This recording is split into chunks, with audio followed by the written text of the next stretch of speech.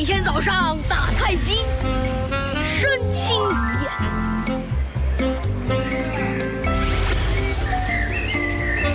每天坚持做瑜伽，全身通畅。每天睡到自然醒，以戒养生。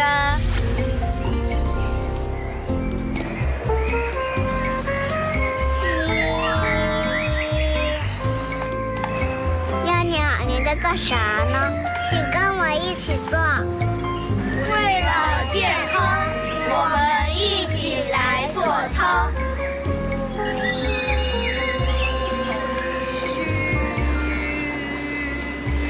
短片看完之后，问题也出来了，就是大家想象一下、猜测一下，这一家人在练习的是什么？陈琦，不知道他们在练什么，就是感觉是一个应该跟体操、跟强身健体有关的这么一个。洪涛觉得呢？安徽有很多什么五禽戏，不是有点像，是不是？啊，也没有像小动物的动作呀。总而言之，是跟强身健体有关系的，是吧？嗯。那到底是什么呢？我们有请今天的主任林林，欢迎。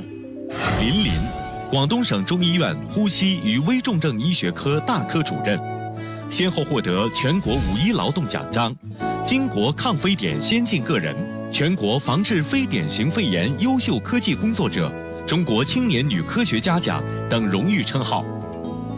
他擅长中医及中西医结合治疗呼吸系统疾病，运用中医治疗内科疑难杂病，掌握肺功能、纤维支气管镜检查等诊疗技术。欢迎林主任啊！刚刚我们其实几位嘉宾，根据自己的判断猜测了一下，您跟我们说一说这一家人到底在做什么呢？这家人在做的就是我们孙思邈的6字调息大法。6字调息大法，这怎么解释呢？6字调息大法呢，是我们唐代中医家孙思邈创立的一套这个健身操。那么它主要的话呢，是用来调理我们的脏腑功能的。我们看一下大屏幕上面有哈，这就是6字调息大法。您看一下，跟我们详细的介绍一下好吗？这6字节的话呢，就是6个调息的一个动作了。第一个动作是虚，第二个动作是喝，第3个动作是思，第4个动作是吹，第5个动作是吸，第6个动作是呼。按照这个顺序可以调肝、心、肺、肾、三焦以及脾脏。所以其实每一个字它都有不同的功效。对。那今天我们的林主任主要的要给我们推荐的、要讲解的是哪个字儿呢？思字。那林主任，今天我们主要给大家讲解的是这个思字啊。这个字呢，其实在普通话读音里是不是思？对，读细啊。对，但是在中医里咱们读的是思，是吗？它针对的是调肺气。调肺气，所以今天主任可能说的就是关于肺部疾病的问题了。对，我们今天的主题呢就叫养生补肺防气虚。那我们主要是通过6字诀来调理我们5脏的气的。那么这个思字的话，主要是针对肺的一个调理。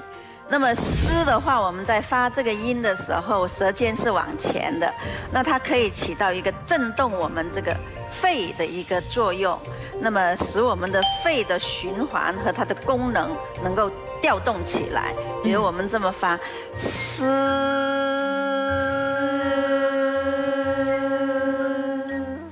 就是在呼气的同时把这个思发出来，起到一个调理里面气血震动这个肺的一个作用。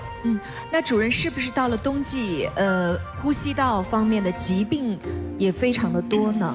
对，冬季的话呢，因为天气寒冷，是吧？我们肺呢是跟大气相通的，所以呢它会受这个寒冷的一个影响，刺激这个呼吸道，这个呼吸道容易收缩。那我们通过发这个嘶这个声音，它可以调理我们的肺使我们的肺的功能活跃起来，那么对抗这个外界的一种寒冷和各种刺激。所以今天我们的学习就非常有必要了。我们提醒电视机前的观众朋友们，如果你提前想知道四字诀的具体动作的话，可以扫描我们屏幕上的二维码，关注我们的官方微信公众号。我们的节目是由倡导科学用药的39小儿感冒药指定播出。我现在请洪涛你来发一下这个嘶的音，发一下。这个对我来说应该不难，因为毕竟这个语言工作，它这个肺活量应该是还可以的哈。我们听一听啊，我看我能发多长，好不好？好，来。嘶。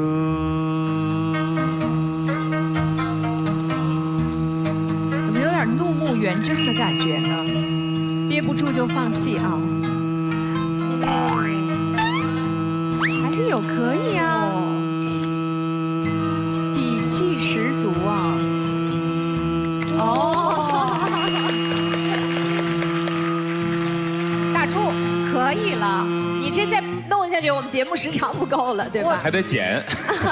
主任是不是说明我们洪涛老师这个肺气很好？对，但是我不知道他发的是不是准确，所以接下来要请李护士带着陈启还有一位阿姨，我们上台来感受一下。好，来有请。好，有请李护士带着陈启和阿姨来共同学习一下啊。练功的之前都要一个准备的姿势，我们脚要往外张开，稍微比肩宽一些，吸气。双手往上抬至胸前，然后呼气，慢慢下来，然后往上伸至胸前，下肩，缩肩往后，挺胸深吸气，憋着3秒，然后往前推掌，发嘶的声音，嘶。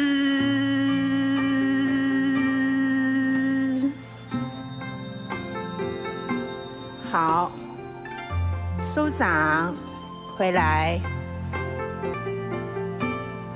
然后随肩，后仰挺胸深吸气，嘶，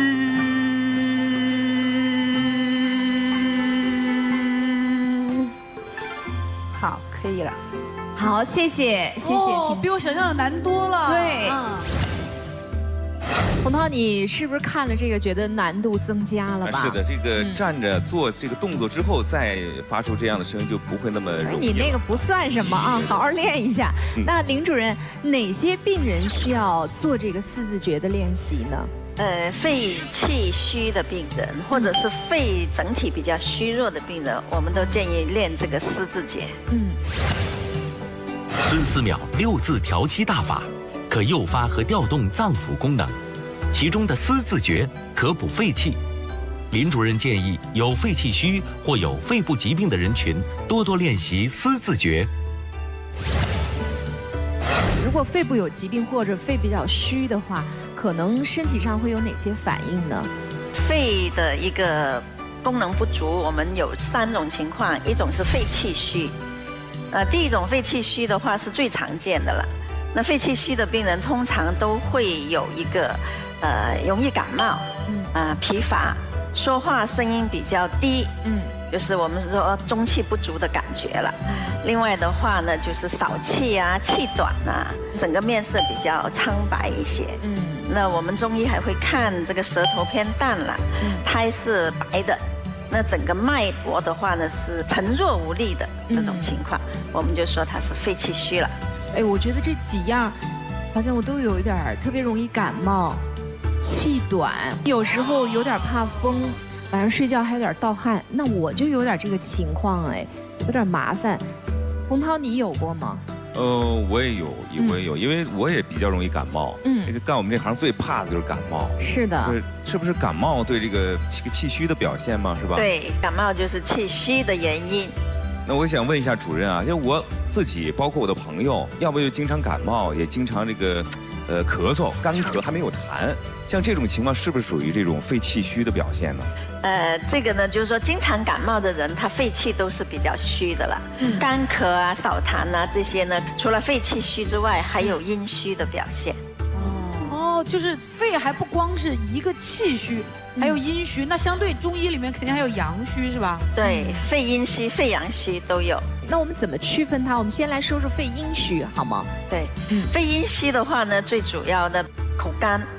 面色比较潮红，有时夜间会盗汗，容易咳嗽没有痰啦，甚至有一些血丝痰，脉比较细的，那舌头比较干红，这种情况我们就判断它是肺阴虚了。那说到肺阳虚呢？肺阳虚的话呢，它的特点呢就是怕冷，也是容易感冒的，面色比较黄白啦。肺气比较弱的表现，它都会有。它就是肺气虚的同时，它有怕冷的情况，面色黄白。这就是肺阴虚和肺阳虚的一个区别啊。专家指出，肺气虚的表现为容易感冒、面色黄白、舌淡苔白、怕风自汗、气短轻喘。而肺除了气虚之外，还有阳虚和阴虚之分。肺阳虚表现为久咳多痰。口不渴，易感冒，形寒肢冷，面白神疲，舌白润滑；而肺阴虚则表现为干咳少痰，痰中带血，潮热全红，口干口渴，手足心热，舌红少苔。很多小孩啊，尤其是这个到这个秋冬换季的时候，我们孩子比较闹嘛，喜欢跑啊跑，一出汗，然后很快就感冒了，对，咳嗽啊，这个嗓子又哑了。他们这个也跟刚才说的这个是肺气虚是有关，是不是？小孩的话呢，他容易肺气虚，所以小孩特别容易感冒。一感冒的话就容易咳嗽了。那所以小孩的肺气虚是比较常见的。哦，那除了孩子呢，这个肺气虚一般哪些人容易有这样子的情况？反正洪涛哥肯定是不虚。对，肺气虚的人群呢，就是多数一个是老年人，一个是小孩。另外的话，有一些基础疾病的人，比如心脏病啊、胃肠道的疾病啊、脾功能不好的人也容易肺气虚。另外的话，肺部疾病的病人，比如慢阻肺啊、哮喘啊，这些肺气肯定虚的。哦，林主任，我想在临床上你们一定接诊过很多这个肺阴虚和肺阳虚的病人啊，跟我们说一说好吗？肺阴虚和肺阳虚，他患的病是不同的。比如肺阴虚的病人，他容易患一些感染性疾病。比如我们常见的支气管扩张、卡血。这些，那所以的话，支气管扩张或者咳血的病人，他通常都有肺阴虚的。那这类病人，他也很明白他的情况，他是虚不受补的人。所以我们的补的话呢，是要清养，慢慢来哈。对，通常都会养阴为主，补气为辅。那么这个就是肺阴虚的病人的一个养护。肺阳虚的病人是哪一些人呢？就是哮喘。哮喘的人通常都肺阳虚，那么所以凡是有哮喘病的病人，他通常都比较怕冷，而且呢风一吹他就来事了，那这种是很典型的肺阳虚的状态。有肺阳虚的人啊，比如我们刚才前面说过了，比如怕冷啦，容易感冒啦，还有一些面色比较黄白啊，经常流清鼻水啊，这些一定要预防哮喘这类的疾病，千万要小心哈。对，刚才主任说的那些症状啊，全在我妈妈身上这充分体现出来了。她永远比别人感觉到冷，特别容易感冒，一感冒就发炎是掉水，没办法，恶性循环。像主任说的，她就应该在这边补一补啊，大补是吧？这种补的话呢是要补，就是说它虚我们要补，但是我们还是要看它是什么虚。补还不能乱补。是，好，那接下来我们来看一看，针对肺气虚的人该怎么调养。主任今天也给我们带来了几样宝贝，我们一起来看一看啊。来，林主任已经把几个宝箱拿上来了，我们一一打开给大家介绍一下啊。我们从这边开始。那这个的话呢是2个药材，一个呢是北芪，这我们经常见到的北芪哈。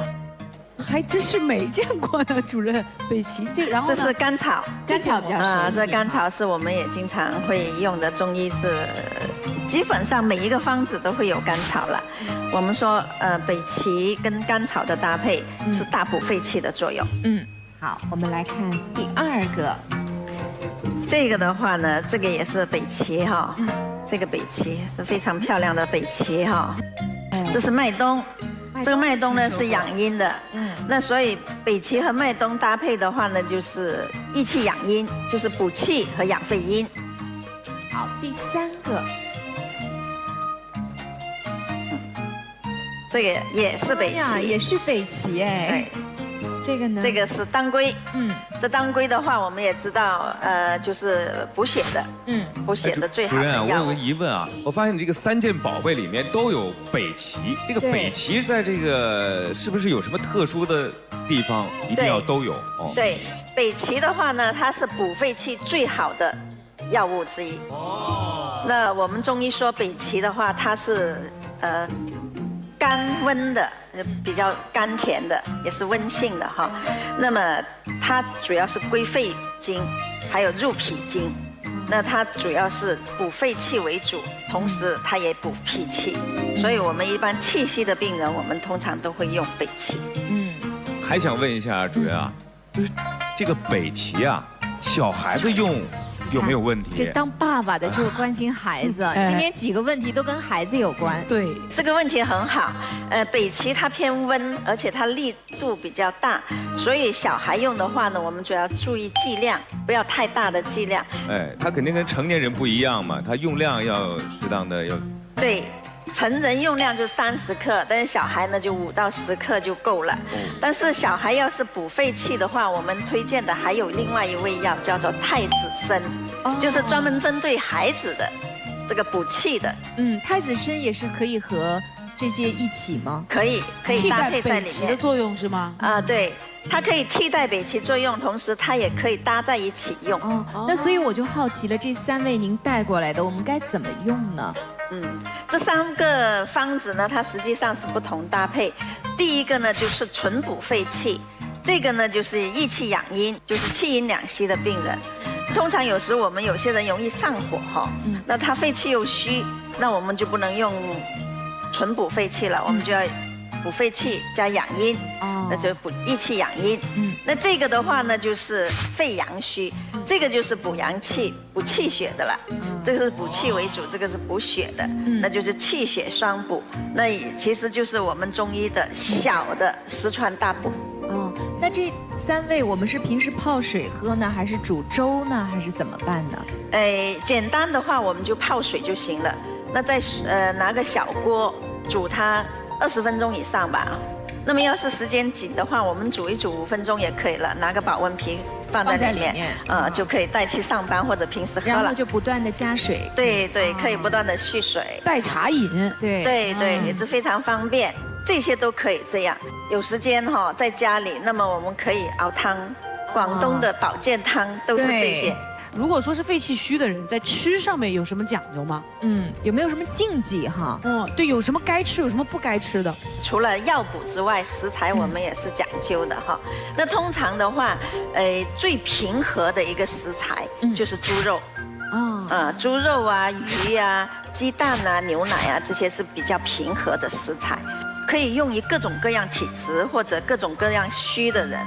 那么要是偏寒的话，比如说气虚比较明显的，那我们就吃一些偏温一点的食材，比如鸡肉。鸡是平中偏温的。那么要是说阳虚啊，就要温补哈。那么我们就会用一些更温的一些食材了，羊肉是牛肉和羊肉。对，所以北方会吃羊肉，因为它寒冷。我们安徽就有很多地方羊肉非常有名，萧县的羊肉哈。说到吃这个，洪涛就比较在行。但是主任是这样，我觉得有的人不喜欢中药，同时呢，在饮食方面也不是太注意。有没有一些这个穴位的按摩可以养护我们这个肺气虚的病人呢？有的，中医的保健方法是很多的，比如我们会压穴位啦。补肺气最好的穴位有2个穴位，一个是足三里。那这样我们请阿姨上台来，让我们主任在阿姨身上取一下穴位给大家看一看，好吗？好，我们请林主任为我们现在介绍一下这几个穴位啊。调肺补肺有4个穴位了。第一个穴位就是我们的合谷穴，合谷穴就是在在这个食指的中间吧，靠近这个骨缝这个地方。假如你按的时候觉得痛的话，就说明你身体里面有外邪了，就是感冒啊，或者有一点风进气啊，它就会胀痛。痛的话，我们就按重力一点，先重力按2、3次，然后再轻柔。重的话叫泻法，就把外邪赶出来，然后再轻柔的话呢是补法。那么这个就是先重后轻。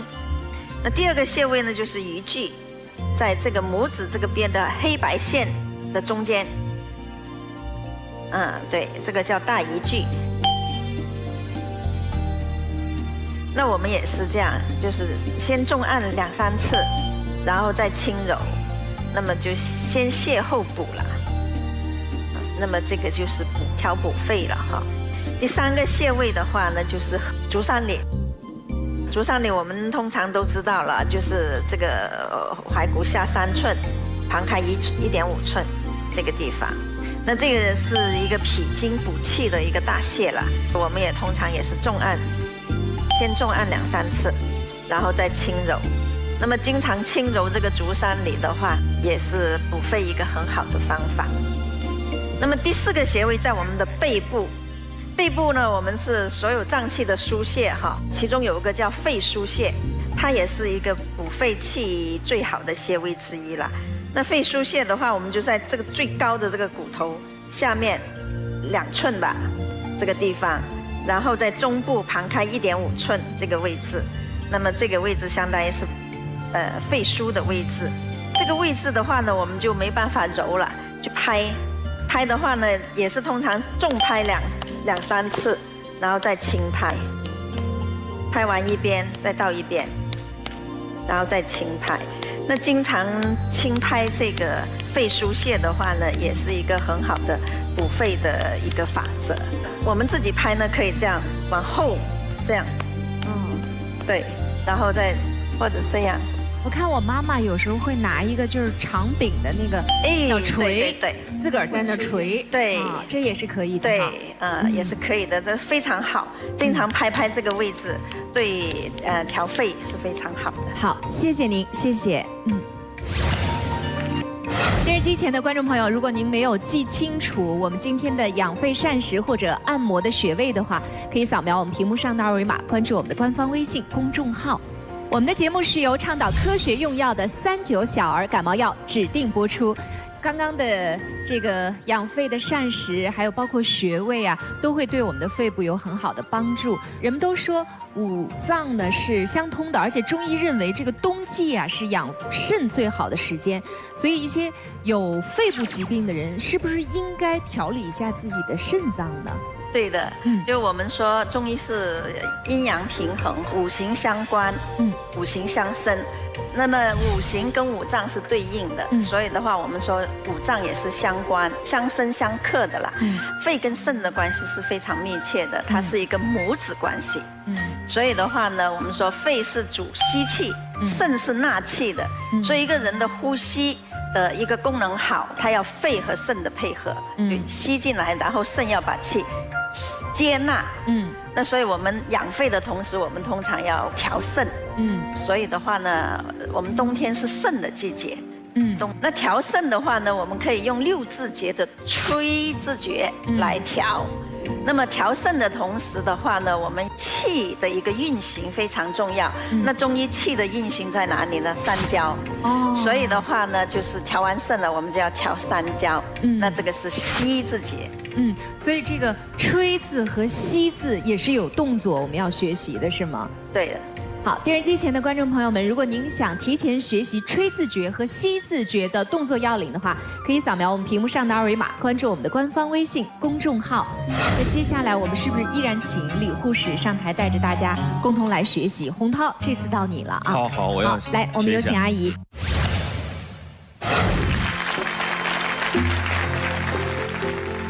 我们来一个吹字诀啊，先来一个起势。然后把它放在带脉这里，摸带脉，扶腰，向下磨，发吹声音吹。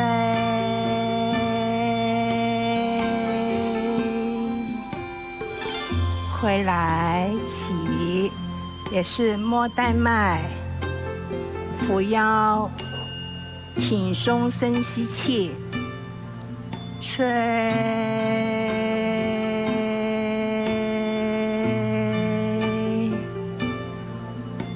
回来。好，刚刚我们做完的是吹字，接下来我们请李护士带着大家来做吸字。好，我们向下把手反转，看着手往上升，回手到胸前，发吸的声音，吸，向外拨。回手往上升，回手胸前，发吸的声音，吸，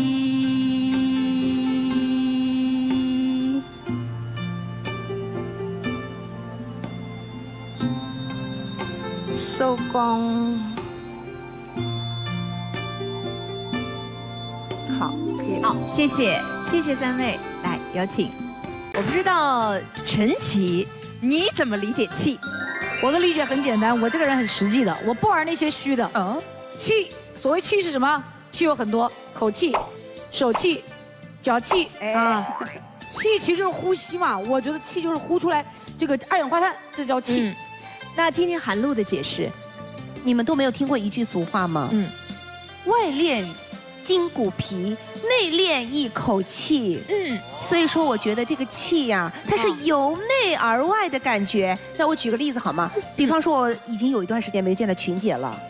呀，群姐，你最近真的是气色红润啊！一看您这身体就比较好吧？你知道吗？一般哎，她都化了妆。对，所以我觉得跟陈琦的观点不太一样。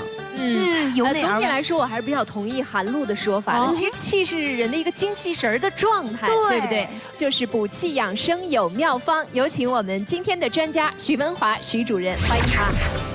徐文华，湖北省中医院治胃病中心主任医师，世界中医药联合会内分泌专业委员会理事，擅长内分泌代谢性疾病，中医经方治胃病。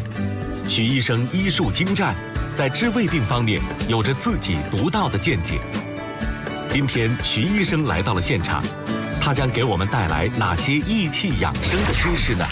徐主任，刚刚我们问到气的时候，我们2位嘉宾其实有不同的这个说法啊。您怎么评判他们的说法呢？其实他们说的气呢，都有一定的道理。在古代呢，古人认为气啊，它是一种对自然界的一种现象的一种朴素的认识。他认为气是构成世界的最基本物质。所有宇宙的一切事物呢，都是由气化生的。所以那个中医里的气跟我们所理解的气还不是太一样，对吧？对，它就是说，是我们体内的一种气，就是气生万物。但是我们中医里面的气来自于我们的先天之气，叫做我们的先天父母禀受的肾气，和我们的后天通过我们的饮食摄入的水谷精华，这个叫骨气，再通过我们的肺来呼吸我们的自然界的清气，这3个方面来构成我们的人体的气。先天之气和后天之气其实有很大区别，对吗？对的，先天之气主要是跟我们的父母的遗传有一定的关系，后天之气跟我们的饮食，和我们的一些生活习惯都有很大的关系。我们知道在《黄帝内经》当中也有对气的解释啊。《黄帝内经》里面有说何谓气？黄帝问岐伯，岐伯就说：上焦开发，宣五谷味，熏肤充身，则毛。若恶怒之开，是为气。这个解释就是说，我们后天通过我们的脾胃摄取饮食的精华以后，都要通过我们的肺来转化为气，通过气以后携带我们的营养物质充达全身，起到一个润泽肌肤、润泽毛发的一个目的。所以肺脏和气的关系是非常紧密的。对，我们《黄帝内经》说，肺主气，司呼吸，就是心脏啊，它有一个充血，就是收缩，释放，把我们的血液输送到全身。中医讲心为尊主之官，肺为相府之官。它就有肺有协助我们的心脏，把我们的血液传送到全身，通过呼吸传送到全身的一个目的。我们常常会看到啊，就是身体里气特别好的这些人啊，他的那个面色是红润的，然后那个头发是非常有光泽的。当我们身体里气不足的时候，或者气虚的时候，可能在身体上就会有一些表现了。到底有哪些呢？电视机前的观众，如果您提前想知道气虚有哪些表现的话，可以扫描我们屏幕上的二维码，关注我们的官方微信公众号，里面会有详细的介绍。我们来看看大屏幕啊，以下哪一种症状属于气虚？我们请嘉宾们来选一选，你们觉得哪些是气虚的表现？我觉得第一个绝对就是气虚的表现啊，就都气喘吁吁了，是吧？气不够。还有我觉得第4个大汗淋漓反复感冒，我觉得这可能是你有过这种情况吗？我没有对，但是我有些同事啊会有这样的症状，所以我觉得可能会有一些气虚的表现。曹教练呢？我觉得 B 肯定也是，声音低微，面色惨白，有可能面膜做多了，面色惨白。陈琦，你的选择是什么？我觉得除了E不是气虚，E是气多。你看，气太多了，肚子胀着了。然后就拉肚子，其他都是。好，那我们请主任徐主任，您说一下他们答的对吗？都有道理，都对呀，都对啊。到底哪个是属于气虚的呢？其实这几个都属于气虚，全部属于气虚。以上答案都对是吗？多选题。有没有哪一个是特别明显的？比方说我们常常感到疲倦，没有劲，喘气。疲倦乏力、精神不振，这些都肯定是气虚的表现。就是所有的气虚都有这个表现。这个就是一个典型症状。除了这些之外，还有别的表现吗？还有别的，就是说女性嘛，可以表现为热经过多，或者出现崩怒，男性呢出现遗精，等等，这些都是一些气虚的表现。那徐主任，我们怎么才能判断气虚呢？判断气虚呢，主要有4条症状。第一个就是面色发黄或者发白，舌少红润。第2个方面就是精神不振，动则喘气，少气懒言，声音低微。再就是看舌苔，舌质比较淡、苔白，或者脉象比较沉、细、虚弱，这些都是气虚的表现。我觉得少气啊、懒言、精神不振，我们都可以理解是气虚的表现。但是您刚刚说到的其他有一些舌淡、苔薄，这个我们好像都不太好判断。还有一些我听说有心悸啊，这个腰膝酸软啊，还有便溏啊等等，也属于气虚是吗？舌淡苔薄呢，就是说我们的气嘛，没有气，它血液就无法充盈。舌苔的话，红润是我们心血充盈的表现。舌苔薄白的话是正常的舌苔，但是太淡白、非常白的话，就表示我们的胃气不足。这个是说我们还是一个气虚的表现。就等于是在不同的这个位置出现了气虚，它表现的症状也是完全不一样的。不同的脏腑的气虚表现的症状也不太一样。那气虚有分类吗？气虚呢，根据脏腑呢，主要分为3类。第一个就是肺气虚，第2个是脾气虚，第3个是肾气虚。3个，主要是这3类。但是人体呢，往往它不是说我就是表现为肺气虚、脾气虚，或者是单纯的肾气虚，往往是合并出现的。比方说，我可能同时有肺气虚，或者有脾气虚，或者3个都有。你比如说肺气虚，您能举个例子说一下吗？肺气虚的人就是老觉得就是面色是比较白的，再就是反复的容易感冒、怕冷、怕风、怕冷。那我经常容易感冒，我觉得有点我还真有个朋友是这种情况啊，就是您看看他是不是这儿虚那儿虚混合虚？他这症状他有好几个，比如说一个典型的，他爱出汗，动不动大汗淋漓，然后动不动就感冒了。对吧？这个实际上就是肺胃气虚，然后他那个腰膝酸软，他因为他经常说，哎呦这不舒服那不舒服，他这属于混合虚是吧？对对。叫做复活，我们讲体质的时候会讲复活体质，是叫复活型气虚。对，我们怎么判断自己的气虚类型呢？肺气虚呢，表现为容易反复的感冒，再就是声音低微、无力，或者容易出汗、自汗。脾气虚，因为脾举运化它是消化我们饮食里面的营养物质的。所以脾的气虚的话，它运化无力，表现为腹胀、病痰。再就有的人脾虚，久思伤脾，会导致他的睡眠不足。肾气虚的话，因为肾是藏精，司人体的那个膀胱的气化蒸腾，就是管我们的小病的。所以肾气虚的病人呢，他可以表现为小病清肠，或者是那个腰膝酸软乏力，还有肾主纳气。如果肾气虚的话，纳气功能不够，就表现为喘气，就是呼气比吸气多，它是跟肺气虚的那个喘是不太一样的。那徐主任，气虚的人，我们需要在哪些方面多加注意呢？我们《黄帝内经》说：“邪之所奏，其气必虚。”因为气虚的人呢，他正气亏虚，邪气很容易入侵，所以我们首先呢要保护我们的正气。第一个就是避免寒邪的入侵，所以我们要注意保暖，特别是在现在季节交替，要入秋的时候，一定要注意保暖。就是说到这个，我突然想到我有一个病例，就是我是头一回听见，就我的一个好朋友，他的弟弟在上高2的时候啊，有一天在学校里面好好的坐在这个教室里，突然他就出现了一些莫名其妙的状况，就被送进了医院。当时什么状况呢？他就是这个左眼睛啊，他没有办法闭合，而且呢，伴随着口鼻歪斜，还流着口水。哎呦，我的天哪！所有人都吓坏了，你知道吗？送到医院，然后呢，医生就给他进行了诊治，最后说是进了邪风。哎呦妈！这应该不是中风吧？后来又再仔细一问，说这个孩子啊，他一直就是感冒，没有痊愈。所以可能加上血液比较重，所以我要请教一下主任。我天哪！这应该不是中风吧？像陈启说的这个在中医里面也叫中风。就这样，对，它叫面瘫。西医叫面瘫，就是面神经麻痹。实际上中医讲也是中风，因为他本身感冒时间比较长，没有入，他正气就比较亏虚，而且可能天气比较冷，寒风的刺激以后，导致邪入经络。导致面部神经麻痹，属于一个面瘫，中医也叫中风。这个气虚有啥关系啊？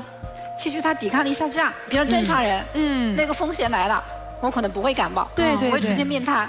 但是我处于感冒期间，或者我在疾病期间，感受风险以后，可能就会出现面瘫。是的，这就跟人的正气。对，一个教室的同学都好好的，只有他，你看。所以要提醒大家，季节交替的时候一定要防寒保暖啊，做好这个很重要。刚刚我们节目开始的时候，韩露其实提到了，就是气呀和人的情绪有关，所以我们这个情绪会导致气虚，是吗？对，中医讲劳则气耗，湿则伤脾啊。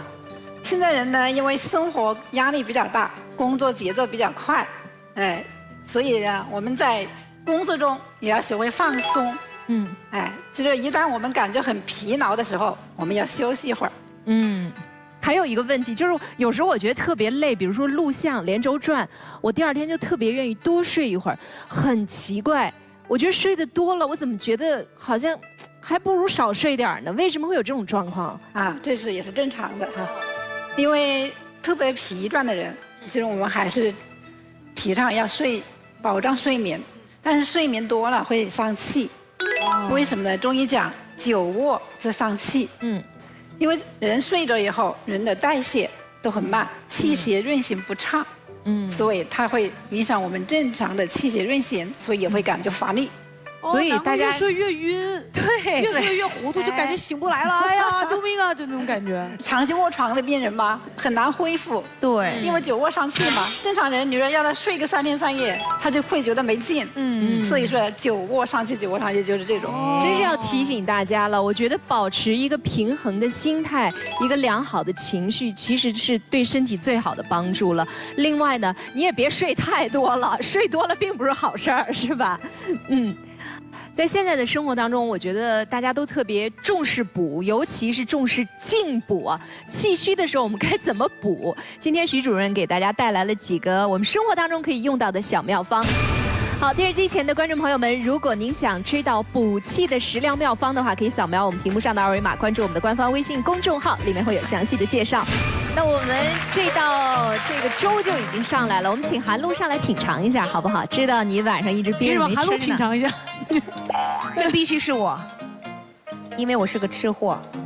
哎呀，这粥感觉熬的有一点这个时段了啊，特别的糯。我先尝一口啊。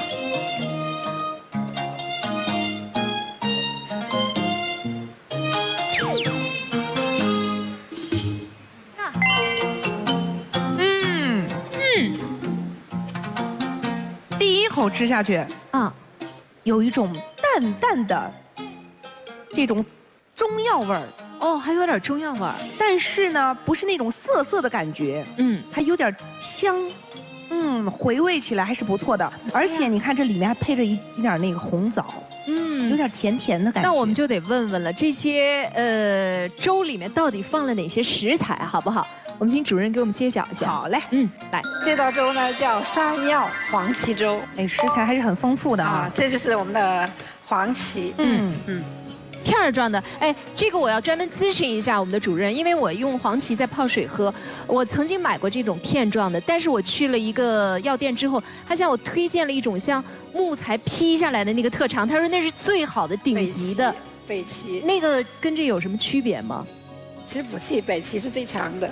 哦，你觉得我喝那个还是没问题的，是吧？我当时就觉得它像一片树叶，好，那您介绍这几种功效。这个就是山药。山药啊，山药它有健脾补胃的作用，是不是还有滋阴的一个功效啊？哎，生津止渴，真好。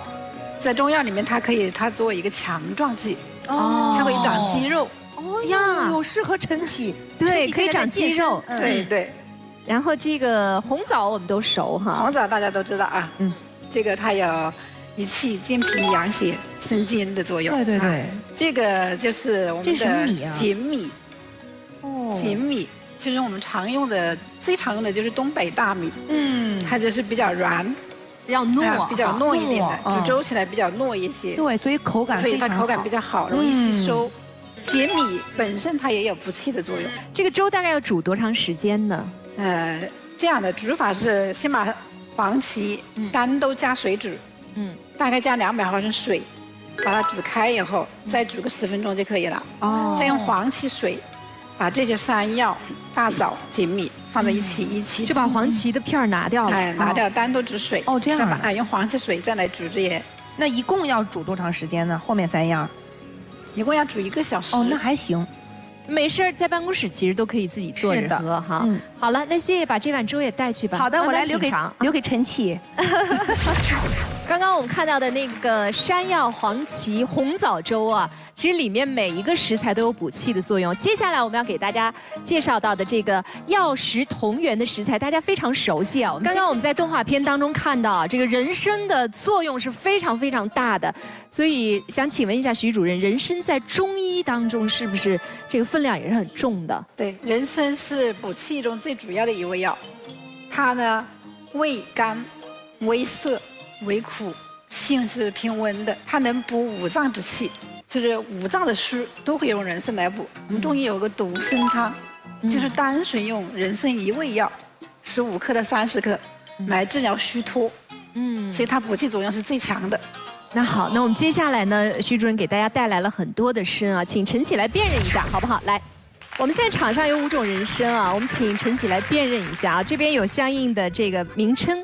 放在他的身后。对了，对我很了解中药材，我还知道中医里面有一道独参汤，是不是？对，就以前大病的病人，有的快去世了，都可以用这个把这个气吊起来。是吗？真的，所以，我简直是一个都不认得。我瞎猜一下啊，这个应该是红参。红参，因为它颜色跟其他的不一样啊，比较明显。这个应该是党参，因为好像我买过这个可以。用汤，好像它的这个比较药食同源。这个应该是西洋参，它味道比较像西洋参啊。这是个什么东西我都不知道。生晒参，生晒参，我觉得应该就是这个，因为这个比较像我们传统印象中的人参啊，这个有角有须，对，晒干了的，味道也比较像。太子参这个好理解吗？太子参什么意思呢？就小嘛。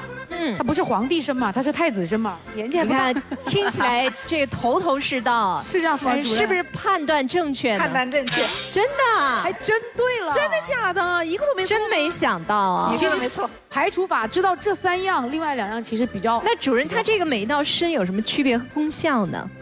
这个就是参赛参，常用的东北人参，长白山的，哎，长白山的东北3宝之一。对，东北3宝之一的人参。人参的话，它晒干以后就称为参赛参，它跟人参的功效相同，因为新人参它不好保存，会坏。哎，对，它保存的人参的活性成分是最高的。哦，那古装剧里面一大盒送一好大一根的人参，就这种。基本上就是参赛参。哦，明白。我们再说说这个红参。哦，红参，长得像红薯干似的，不起眼。哎，红参呢实际上是人参的加工品。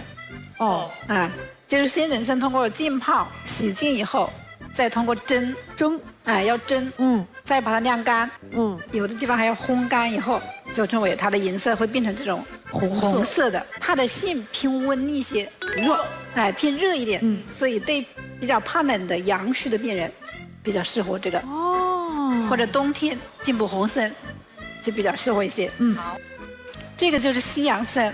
美国西洋参啊，西洋参它就是益气养阴的，对于气阴两虚的病人比较适合。其实量的话，根据个人的体质的不同，一般的话4到6片。吃多了会有什么反应呢？吃多了的话，他有的人就是虚的不厉害的，他可能上火，流鼻血，口腔溃疡。我一喝那个西洋参水就流鼻血，对，或者有病血都可能出现哈，就是要适量而止。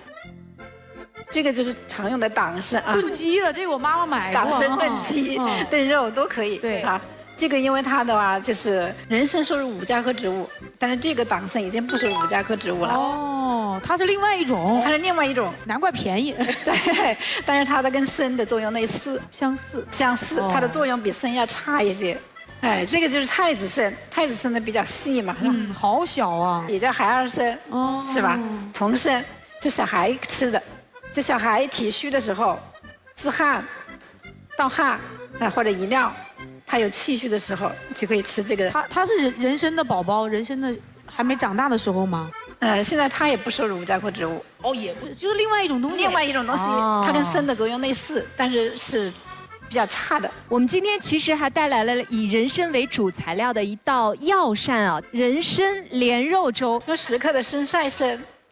或者是红参，要用好的都可以，这2种都可以哈，就是根据体质来。如果是以单纯的气阴亏虚为主的，就用这种参赛参；如果是偏于阳虚的，就用红参。用10克，哎，加上我们的莲子米，用15克左右，放在一起炖，慢慢的炖1个小时左右，补气，这个对补气也很有帮助哈。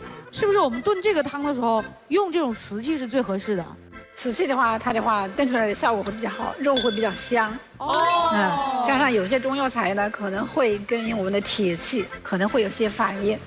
就是一般我们炖中药材的时候，都不主张用铁器或者不锈钢的。就用陶罐都用陶罐或者瓷罐砂罐都可以。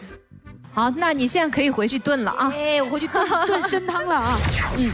徐主任，除了这个药膳之外，在生活当中补气的有哪些果蔬您推荐给我们？今天给大家推荐4款果蔬，第一个就是板栗，炒栗子，糖炒栗子是吧？对，板栗绝对补气，吃多了板栗还放气呢。对。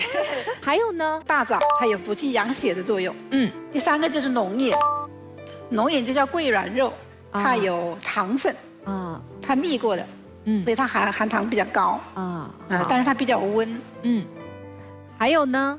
还有一个就是我们常吃的花生，花生也补气哈，叫人参果。还有补益肺气的作用。那我们看到这4样东西，其实在生活当中都是非常常见的，板栗啊、红枣啊、龙眼啊，还有花生。我觉得没事咱们看电视的时候也可以吃2把啊。好，那接下来呢，我们其实在中医方面会很讲究穴位，可能通过穴位也能够达到补气的效果啊。电视机前的观众，如果您想提前知道补气的穴位在哪里，可以扫描我们屏幕上的2维码，关注我们的官方微信公众号，里面会有详细介绍哦。我们请曹教练上来配合一下，好不好？来，猪三里就在我们的乞丐这个地方，那个要吃成90度。啊，这有两个脐眼哈，就是膝盖这个关节凹陷的2个窝，叫脐眼。在我们的外脐眼下4指胫骨，就是我们最粗的一根骨头，哎，胫骨的1寸旁，哎，就是足三里。这个地方要怎么按摩呢？这个地方可以用大拇指，哎，不停的揉搓，啊，就这样来回的顺时针的揉搓5分钟。接下来呢，再一个讲讲我们的气海，肚脐眼的1.5寸。我们有个这里要讲一下我们的同身秤，就是我们起穴呀，一般要用同身秤。同身秤就是我们的手指，我们大拇指的1横指，这个就叫1寸，啊，再就我们的这个手指法，哎，这个2个手指就是1寸半，4手指就是3寸，所以我们的这个气海在肚脐眼就神阙穴下面的1寸半，就是2手指的位置，哈，就在这个地方，就是气海。气海就是我们人生全身的气，就主要是来源于这里，就是我们元气的中元在这里，所以我们补这个可以补我们全身的气。好，这是第2个穴位，第3个穴位呢，就是在我们的脚心啊，脚转出的时候，它这个中间窝就是的啊，就是在我们的2指和3指的中间连线的这一点窝的下面啊，这有个窝，或者是脚足跟连线的上1/3线，就是这一点，就是我们的荣清穴，啊，它是补肾气的一个穴位。就是这个地方可以按啊，可以按摩，也会用我们的手掌来摩擦，就是来回的摩擦100次左右，可以起到一个补肾气的作用。好，谢谢徐主任。那接下来呢，曹教练，我们就给你一个重要的任务啊，你这个穴位找到了，你要带着我们的2位阿姨在现场，我们通过一些运动来增强自己的体质，来补气，好吗？来，补气养生有哪些动作可以辅助我们呢？我们将双脚打开，大大的分开，收紧腹部，气沉丹田，收紧臀部，慢慢的将臀部向后向下坐，一直向下。这个动作可以将我们的臀部、我们的腹部、腿部得到很好的锻炼，对我们的补气也是一个非常好的辅助作用，可以增加我们身体的新陈代谢。好，我们保持10个呼吸。好，慢慢的、缓缓的吸气，站起来。这是我们的第1个练习。第2个练习也非常简单，双手打开在身体2侧。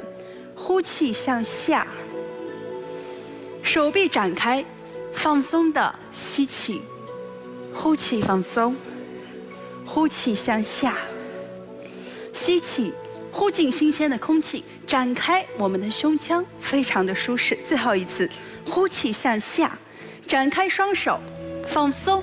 好，谢谢人今天给我们带来了这么多补气的好方法啊，希望我们腹中有气，就是不会气虚了。